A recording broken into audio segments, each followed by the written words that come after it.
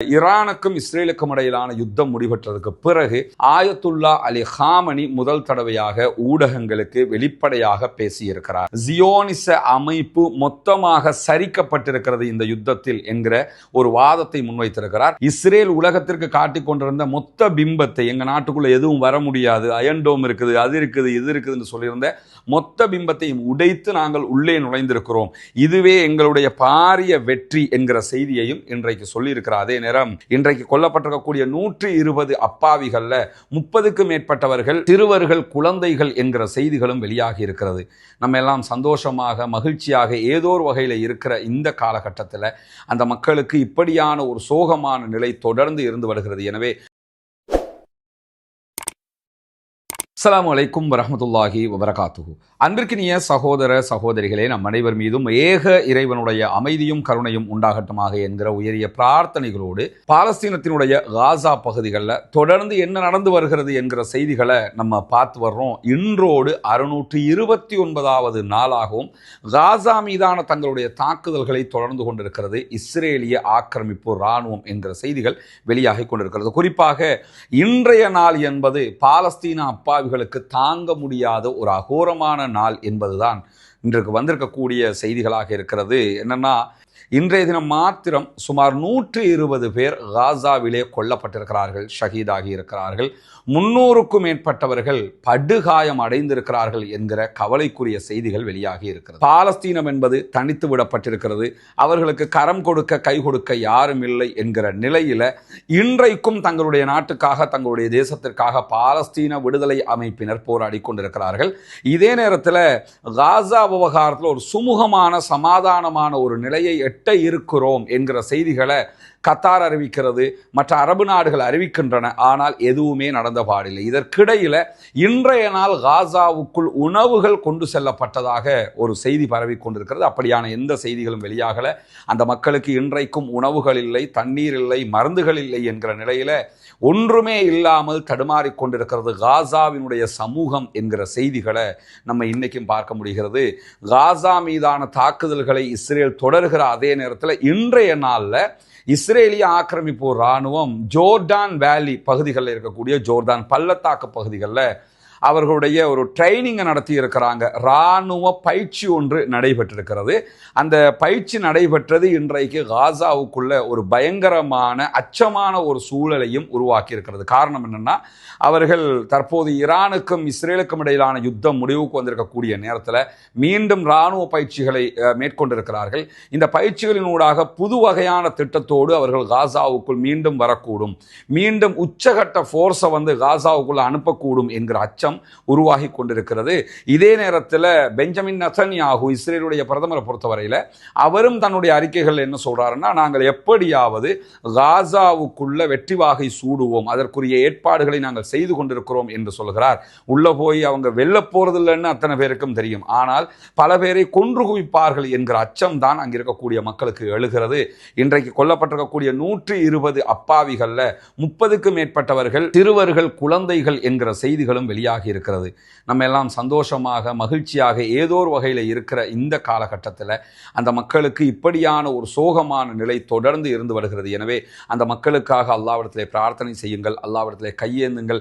தொடர்ந்து அந்த மக்களுக்காக ஒவ்வொரு தொழுகைகளிலும் நாம் பிரார்த்திக்க கடமைப்பட்டிருக்கிறோம் என்கிற செய்திகளோடு இன்றைக்கும் பல முக்கியமான மேலதிகமான செய்திகள் வெளியாகி இருக்கிறது. குறிப்பாக பாலஸ்தீன விடுதலை இராணுவம் காசாவுக்குள்ள இஸ்ரேலிய ஆக்கிரமிப்பு இராணுவத்தோடு கான் யூனிஸ் பகுதிகளில் ஒரு உச்சமான தாக்குதல்களை நடத்தி வருகிறார்கள். அதே நேரத்தில் நார்த் காசா, வடக்கு காசா பகுதிகளிலையும் இன்றைக்கு உக்கிரமான தாக்குதல்கள், பதிலடி தாக்குதல்கள் நடைபெற்று வருகிறது. இன்றைய தினம் கான் யூனிஸ் பகுதிகளில் 2 புல்டோசர்கள் அளிக்கப்பட்டிருக்கக்கூடிய செய்திகளை பாலஸ்தீன விடுதலை இராணுவம் வெளியிட்டிருக்கிறது.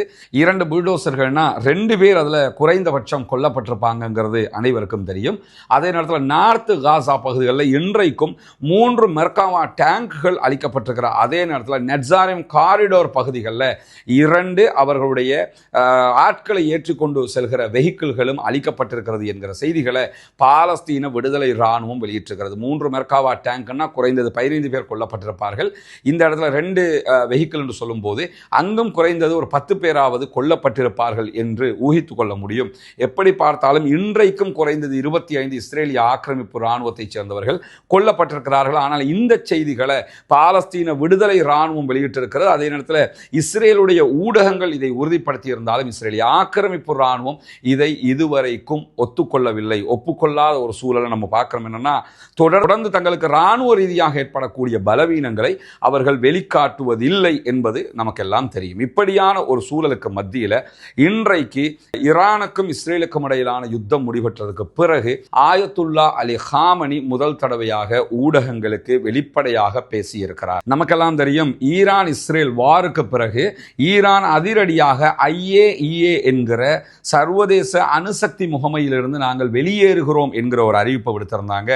அந்த அறிவிப்பை அவர்களுடைய சுப்ரீம் கவுன்சில் அங்கீகரிக்க வேண்டும் என்கிற நிலை இருந்தது. இன்றைக்கு ஈரானுடைய சுப்ரீம் கவுன்சில் அந்த அறிவிப்பை அங்கீகரித்திருக்கிறது. எனவே ஈரான் தற்போது சர்வதேச அணுசக்தி முகமையிலிருந்து வெளியேறியது செல்லுபடியானது, நாங்கள் இனிமேல் அதிலே இல்லை என்று பாராளுமன்றத்திற்கு அடுத்த இடத்தில் இருக்கக்கூடிய சுப்ரீம் கவுன்சிலும் அறிவித்திருக்கக்கூடிய செய்திகள் வெளியாக இருக்கு. இதே நேரத்தில் ஈரானுடைய மிக நெருங்கிய நட்பு நாடாக இருக்கக்கூடிய ரஷ்யா, நீங்கள் அப்படி வெளியேறக்கூடாது, நீங்கள் IAEAயில் இருக்க வேண்டும் என்கிற ஒரு கோரிக்கையும் விடுத்திருந்தாலும் நாங்கள் வெளியேறுகிறோம், எங்களுக்கு வருவதை நாங்களே பார்த்துக் கொள்கிறோம் என்ற ஒரு அறிவிப்பை இன்றைக்கு ஈரான் விடுத்திருக்கக்கூடிய நிலையில தான் சுப்ரீம் லீடராக இருக்கக்கூடிய ஆயத்துல்லா அலி ஹாமனி இன்றைக்கு கருத்துக்களை வெளியிட்டிருக்கிறார். குறிப்பாக இன்றைய நாள் அவர் வெளியிட்டிருக்கக்கூடிய அறிக்கையில ஜியோனிச அமைப்பு மொத்தமாக சரிக்கப்பட்டிருக்கிறது இந்த யுத்தத்தில் என்கிற ஒரு வாதத்தை முன்வைத்திருக்கிறார். இன்றைக்கு ஆயத்துல்லா அலி ஹாமனி பேசின அடுத்த நிமிஷமே இஸ்ரேலி காட்ஸ் என்கிற இஸ்ரேலுடைய அமைச்சரும் பதில் பேசியிருந்தார், பதில் கொடுத்திருந்தாரு.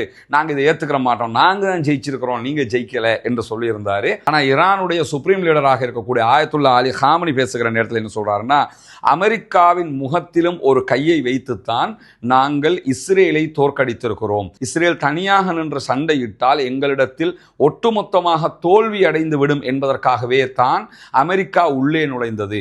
அமெரிக்கா உள்ளே நுழைந்து எங்களை தாக்க வந்ததும் அதற்காகத்தான். அதே நேரத்தில் அவர்களுக்கு தேவையான எல்லா ஒத்துழைப்புகளையும் அவர்கள் கொடுத்து கொண்டிருந்தார்கள். எனவே அவர்களால் தனித்து நின்று சண்டையிட முடியாது என்பது நிரூபிக்கப்பட்டிருக்கிறது. நாங்கள் அமெரிக்காவின் கன்னத்தில் ஒரு அடியையும் இஸ்ரேலின் கன்னத்தில் ஓங்கி இன்னொரு அடியையும் கொடுத்திருக்கிறோம் என்கிறார் ஆயத்துல்லா அலி ஹாமனி. அது மட்டுமல்லாமல் தொடர்ந்து பேசும்போது என்ன சொல்றாருன்னு சொன்னா, ஈரான் சரணடைய வேண்டும் எந்த நிபந்தனைகளும் இல்லாமல் என்று சொல்லி அமெரிக்க அதிபர் டொனால்ட் ட்ரம்ப் சொல்லியிருந்தாரு.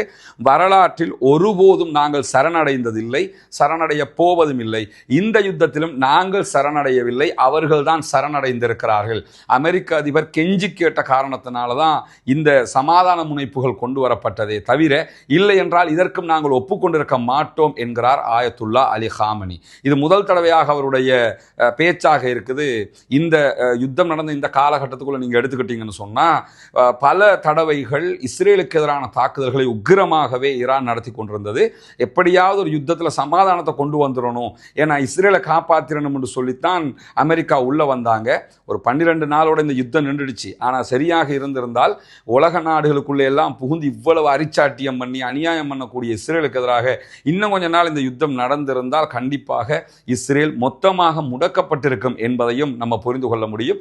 எது எப்படி போனாலும் இஸ்ரேலுடைய தலைநகரிலேயே 1/3 பகுதி மொத்தமாக அழிக்கப்படுகிற அளவுக்கு இந்த தாக்குதல்கள் நடைபெற்றிருந்த நிலையில தான் நாங்கள் எக்காரணம் கொண்டும் சரணடைந்ததில்லை, சரணடைய போவதும் இல்லை என்று மீண்டும் வலியுறுத்தி இருக்கக்கூடிய ஆயத்துல்லா அலி ஹாமனி என்ன சொல்றாருன்னா, இதையெல்லாம் காப்பாற்றிக் கொள்வதற்காக தங்களுடைய கௌரவத்தை தக்க வைத்துக் கொள்வதற்காகத்தான் மீண்டும் மீண்டும் ஊடகங்களுக்கு முன்னாடி டொனால்ட் ட்ரம்பே வந்து நாங்கள் தான் ஜெயிச்சோம், நாங்கள் தான் ஜெயிப்போம், ஈரான் சரணடையணும்னே பேசிக்கிட்டு இருந்தாங்க என்கிற தகவல்களையும் முன்னெடுத்திருப்பது மட்டுமல்லாமல் இஸ்ரேல் உலகத்திற்கு காட்டிக் கொண்டிருந்த மொத்த பிம்பத்தை, எங்கள் நாட்டுக்குள்ள எதுவும் வர முடியாது, அயன்டோம் இருக்குது, அது இருக்குது, இது இருக்குதுன்னு சொல்லியிருந்த மொத்த பிம்பத்தையும் உடைத்து நாங்கள் உள்ளே நுழைந்திருக்கிறோம், இதுவே எங்களுடைய பாரிய வெற்றி என்கிற செய்தியையும் இன்றைக்கு சொல்லியிருக்கிறார். அதே நேரம் ஒரு செய்தி வெளிப்படையாகவே பல சமூக வலைதளங்களில் பரவி கொண்டிருந்தாலும் அந்த செய்தியை உறுதிப்படுத்துகிற வரைக்கும் நம்ம சொல்லக்கூடாதுங்கிறதுக்காக நம்ம வெயிட் பண்ணியிருந்தோம். அந்த செய்தி இன்றைக்கு அல் ஜசீராவினுடைய சனத் உண்மை சரிபார்க்கும் பிரிவு உறுதிப்படுத்தி வெளியிட்டிருக்கிறாங்க. அது என்னன்னு சொன்னால்,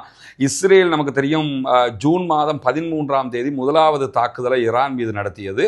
அதில் இவங்கெல்லாம் கொல்லப்பட்டுட்டாங்க என்கிற ஒரு பட்டியல் அவங்க வெளியிட்டிருந்த நேரத்தில் குதுஸ் படையணி இருக்கிறாங்க, ஈரானுடைய அல் குதுஸ் பிரிகேடுடைய தளபதியையும் நாங்கள் கொன்றுவிட்டோம், தெஹரானில் அவரை நாங்கள் கொலை பண்ணிட்டோம்னு சொல்லி பிரிகேடியர் ஜெனரல் இஸ்மாயில் கானி அவங்க கொல்லப்பட்டதாக இஸ்ரேல் அறிவித்திருந்த நேரத்தில் ஈரான் எந்த ஒன்றையும் இது தொடர்பாக பேசாமல் இருந்தது.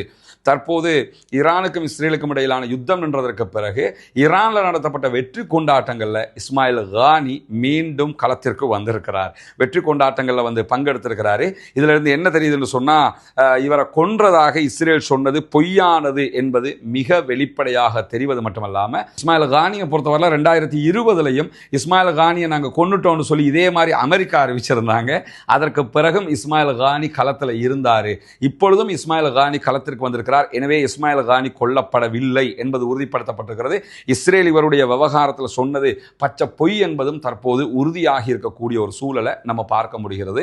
எது எப்படி போனாலும் இன்றைக்கு IRGC விடுத்திருக்கக்கூடிய ஒரு அறிவிப்பு இருக்கிறது. அதில் அவங்க என்ன சொல்றாங்கன்னா, தொடர்ந்து பாலஸ்தீன அமைப்புகளோடு தொடர்பிலே இருக்கிறோம், பாலஸ்தீனத்தினுடைய அடுத்த கட்டம் தொடர்பான பேச்சுக்களை நாங்கள் நடத்தி கொண்டிருக்கிறோம். எனவே பாலஸ்தீனம் தனித்து விடப்பட மாட்டாது, என்றைக்கும் போல் நாங்கள் பாலஸ்தீனத்தோடு இருக்கிறோம் என்கிற ஒரு செய்தியை சொல்லியிருக்கிறாங்க. அது ஒரு பெரிய ஆறுதலான விவகாரமாக இருக்குது. ஏன்னா எந்த ஒரு அரபு நாடுகளும் இராணுவ ரீதியிலான பேச்சுக்களை பேசாத போது இவ்வளவு பெரிய யுத்தத்திற்கு பிறகும் IRGC இராணுவ ரீதியிலான இப்படி ஒரு பேச்சை பேசியிருக்கிறாங்க. நாங்கள் தொடர்ந்து பாலஸ்தீனத்தோடு இருப்போம் என்பது அது ஒரு நிம்மதியான ஒரு செய்தியாக இன்றைக்கும் வெளியாகி இருப்பதை நம்ம பார்க்க முடியும். எனவே இன்றைக்கும் பாலஸ்தீன விடுதலை இராணுவம் இஸ்ரேலிய ஆக்கிரமிப்பு இராணுவத்திற்கு எதிரான தாக்குதல்களை தொடர்ந்து கொண்டிருக்கிறது, அவர்களோடு போராடி கொண்டிருக்கிறது என்கிற செய்திகள் வருகிறது. ஆனால் உணவு தேடச் செல்கிறவர்கள் மீதே தாக்குதல் நடத்தி அழித்துக் கொண்டிருக்கிறது இஸ்ரேலிய ஆக்கிரமிப்பு இராணுவம் என்கிற செய்திகளுக்கு மத்தியில் ஐநா இன்றைக்கு மீண்டும் ஒரு கோரிக்கை விடுத்திருக்கிறது. சர்வதேச நாடுகள் தலையிடுங்கள், பாலஸ்தீன அப்பாவிகளுக்கு உணவு மருந்துகள் கொடுப்பதற்கு நீங்கள் தலையிட்டால் மாத்திரம்தான் முடியும் என்று சொல்லியிருக்கிறார்கள். ஆனால் ஐநாவும் தலையிடவில்லை, எந்த ஒரு அரபு நாடுகளும் தலையிடவில்லை. பேச்சுவார்த்தை நடத்துகிறோம் என்று சொல்லிக்கொண்டே இருக்கிறார்களே தவிர உணவு இல்லாமல் அவர்கள் தத்தளிக்கும் போது வான்வழியாக ஏர்ட்ரூப் பண்ணலாம், அதை கூட அரபு நாடுகள் பண்ணாமல் இருக்கிறது என்கிற கவலைகளோடு பாலஸ்தீன அப்பாவிகளுக்காக பிரார்த்தனை செய்ய மறந்து விடாதீர்கள். பாலஸ்தீன மக்களுக்காக தொடர்ந்து அல்லாஹ்விடத்தில் கையேந்த மறந்து விடாதீர்கள். பாலஸ்தீன மக்களுக்காக ஒவ்வொரு தொழுகைகளிலும் துஆ கேட்கிற அதே நேரம் தயவு செய்து ஒவ்வொரு தொழுகைகளிலும் குனூத்து நாசிலாவை ஓதுங்கள். 120 பேர் ஒரே நாளில் கொல்லப்படுறதுங்கிறது சாதாரணமான விஷயம் கிடையாதுங்க. மாபெரும் அழுவை நோக்கி பாலஸ்தீனம் போய்கொண்டிருக்கிறது. எனவே பாலஸ்தீன அப்பாவிகளுக்காக கையேந்துவோமாக, பிரார்த்திப்போமாக.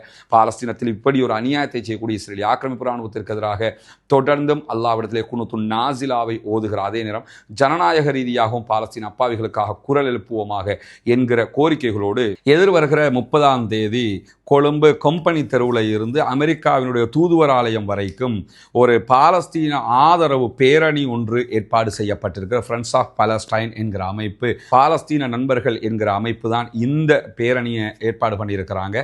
பாராளுமன்ற உறுப்பினர்கள், முன்னாள் பாராளுமன்ற உறுப்பினர்கள் உள்ளிட்ட பல பேரும் இதில் கலந்து கொள்வதாக அறிவிக்கப்பட்டிருக்கக்கூடிய நேரத்தில் இந்த ஜனநாயக ரீதியிலான போராட்டத்திற்கும் அனைவரும் கலந்து கொள்வதற்கு முயற்சி எடுங்கள் என்கிற கோரிக்கைகளையும் இந்த இடத்திலே முன்வைத்துக் கொள்கிறோம். எதிர்வருகிற திங்கட்கிழமை ஈவினிங் 3 மணிக்கு அந்த பேரணி ஆரம்பிக்கப்பட இருப்பதாக சொல்லப்படுகிறது.